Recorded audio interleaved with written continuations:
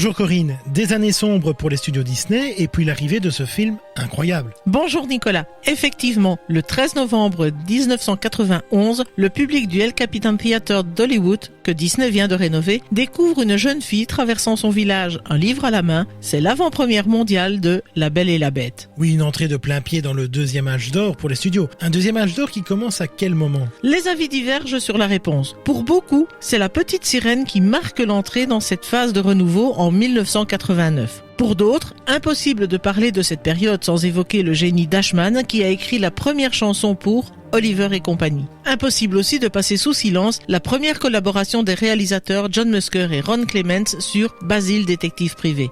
Marqué par l'arrivée de Michael Eisner et Jeffrey Katzenberg, nous sommes vers 1984 et la vision des jours meilleurs. Musker et Clements proposent d'adapter l'histoire d'Ariel, signant le retour du conte et avec lui une tentative de réconciliation avec le public qui n'en a plus connu depuis La Belle au bois dormant en 1959. Bon, prémisse du renouveau avec La Petite Sirène, mais c'est donc La Belle et la Bête qui va le confirmer. La Petite Sirène reste proche de la traditionnelle histoire de la princesse que vient sauver son prince, même si la jeune fille a un caractère plus affirmé et que le prince n'est pas que charmant. La Belle et la Bête va casser les codes. Pari risqué, mais payant, qui demandait d'adapter l'histoire originale. Oui, enfin bon, mais pourquoi adapter cette histoire en particulier? Sans doute parce que c'est une princesse nouvelle, qui n'attend pas son prince, parce que c'est un personnage de caractère. Walt avait déjà vu le potentiel de l'histoire et Ollie Johnson, l'un des animateurs légendaires de la première heure, raconte que dans les années 40, il avait suggéré de lire ce conte. Un projet qui tombe à l'eau au profit de Cendrillon.